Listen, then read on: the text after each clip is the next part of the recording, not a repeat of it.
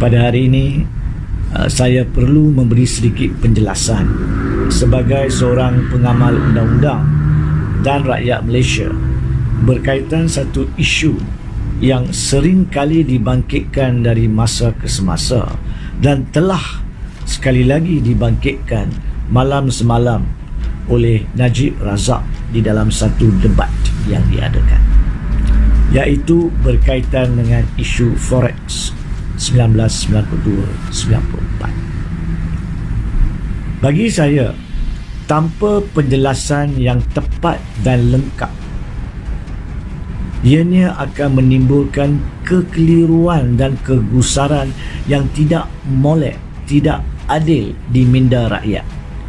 Hatta saya terpanggil untuk membuat penjelasan berpandukan kepada konsep kedaulatan undang-undang sahaja dan tidak mengambil pihak mana-mana individu dalam perkara ini. Yang pertamanya, pada tahun 2017, 5 tahun yang lalu, ketika Najib Razak merupakan Perdana Menteri Malaysia di bawah teraju Kerajaan Barisan Nasional, beliau dan kerajaannya telah menasihati dan meminta ke bawah Duli Yang di-Pertuan Agong untuk menubuhkan satu suruhanjaya siasatan diraja bagi tujuan isu berkaitan, iaitu Forex. Walhal RCI telah ditubuhkan dan bersidang mulai 21 Ogos 2017 sehinggalah 21 September 2017. Yang keduanya, RCI cuma berkuasa untuk membuat rekomendasi, pendapat dan cadangan kepada Kebawah Duli Yang di-Pertuan Agong melalui kerajaannya, iaitu Najib Razak dan Kerajaan Barisan Nasional pada masa itu. Laporan RCI telah pun disediakan pada 13 Oktober 2017 dan diserahkan kepada Kebawah Duli Yang di-Pertuan Agong yang kemudiannya dibentangkan di Parlimen Malaysia pada 30 November 2017. Walhal terdapat laporan yang mengesahkan Setiausaha Sekretariat RCI pada masa itu, Datuk Dr. Yusof Ismail, yang dilantik melalui cadangan Najib Razak dan kerajaannya, telah membuat laporan polis untuk mendaftarkan rekomendasi yang terkandung di dalam laporan tersebut. Mulai daripada 30 Julai 2017, 30 November 2017, sehinggalah Kerajaan Barisan Nasional tersungkur pada PRU 14 9 Mei 2018, iaitu untuk tempoh 6 bulan lebih tidak ada tindakan diambil oleh mana-mana pihak berkuasa, sama ada polis Diraja Malaysia, SPRM maupun Bank Negara Malaysia, terhadap mana-mana individu yang kononnya disebut di dalam laporan RCI tersebut. Yang ketiganya, laporan RCI tersebut yang berjumlah 400 muka surat telah dicabar di Mahkamah Tinggi Kuala Lumpur atas alasan ia dengan sengaja telah tidak memasukkan dan telah meninggalkan sejumlah 495 muka surat bahan-bahan dan hujah-hujah pihak Tun Dr. Mahathir. Maksudnya, sekiranya laporan tersebut dibaca sekarang, 5 tahun kemudian, para pembaca tidak akan tahu apakah dia isu-isu, pembelaan-pembelaan, keterangan-keterangan, hujah-hujah dan bahan-bahan yang dibangkitkan oleh pihak-pihak yang kononnya disiasat di dalam situ, melainkan satu rekomendasi berpandukan keterangan yang dipilih ikut budi bicara mutlak panel RCI tersebut.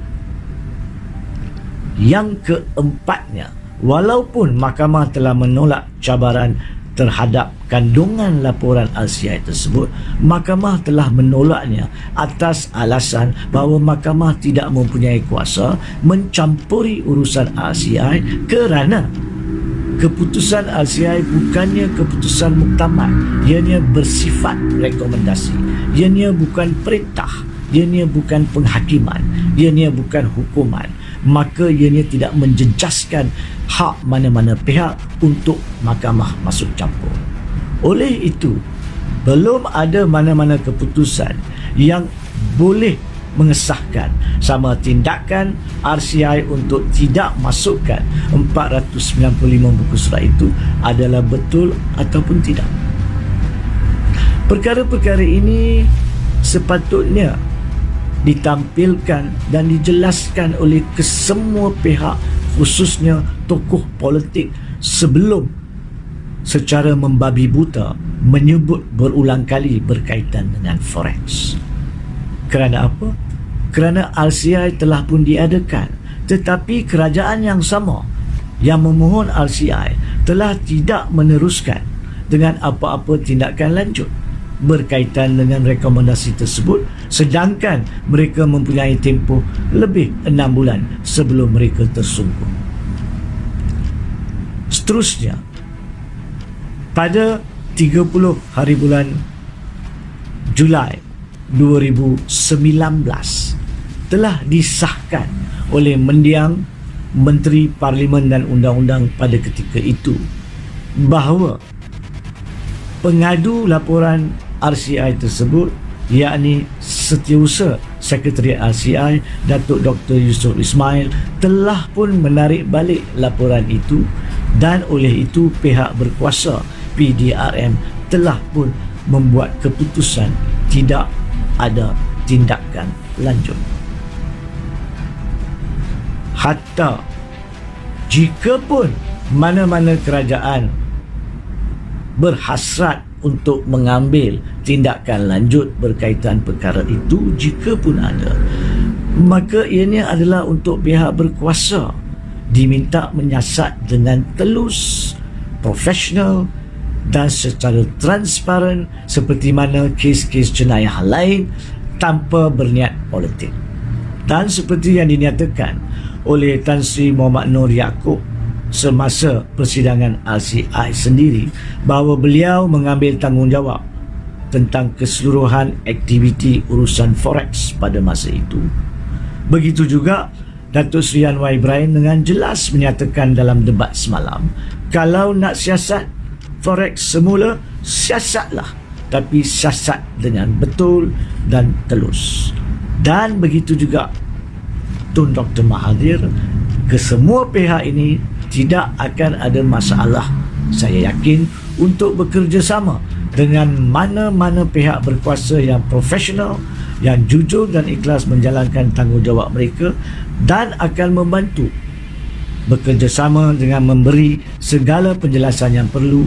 Dan bagi tujuan Tun Dr. Mahathir semestinya termasuk dan tidak terhad kepada sejumlah 495 muka surat bahan-bahan yang telah ditinggalkan oleh pihak Sekretariat RCI daripada dimasukkan di dalam laporan RCI.